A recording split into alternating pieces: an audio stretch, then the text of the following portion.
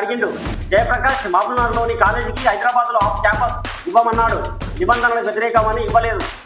ఇక డొనేషన్లు ఎలా వసూలు చేస్తారో చూస్తా. చదువులో కాటంగా కలిగితే ఉపేక్షించాం. రియంబర్స్మెంట్ బకాయిలు విడుదల వారి ఇస్తాం.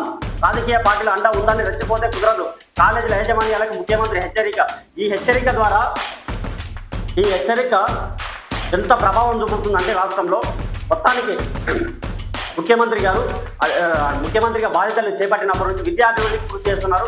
అటు ఎమ్మెల్యేలు కూడా ముఖ్యంగా ఉమ్మడి పాలమూరు జిల్లాలో చూస్తే అది పాలమూరు అయినా సరే, ఇక మిగతా నియోజకవర్గాలు ఏవైనా సరే కానీ విద్యాపరంగా రాష్ట్రంలో మొత్తానికి విద్యాపరంగా అట్లా వైద్యపరంగా అభివృద్ధి చేస్తూనే ఉన్నారు. సో ఈ ప్రాంతంలో ఇక కార్పొరేట్ వ్యవస్థపై ఉక్కుపాదం మొక్కుతున్నట్టు కనిపిస్తుంది.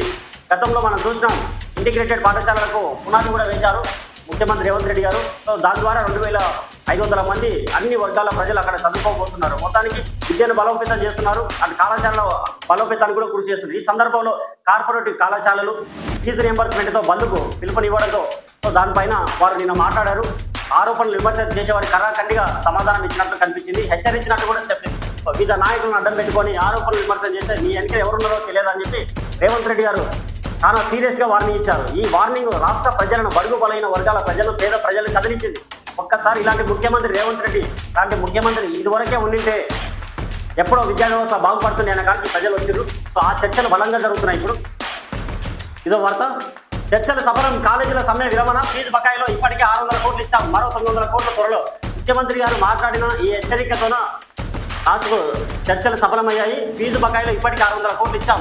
మరో 9 కోట్లు త్వరలోనే ఇస్తామని ఉప ముఖ్యమంత్రి బట్టి విక్రమార్క గారు చెబుతున్నారు. 14 పేజీల వార్త. వారి వ్యూహం ఓట్ల కొనుగోలే. సీఎం రేవంత్, కేటీఆర్ ఎప్పుడు అదే పనిలో ఉన్నారు. జూబ్లీహిల్స్ కాస్మోపాలిటన్ నియోజకవర్గం, అక్కడ సెంటిమెంట్ కుదరదు. బీఆర్ఎస్ పగటికలే.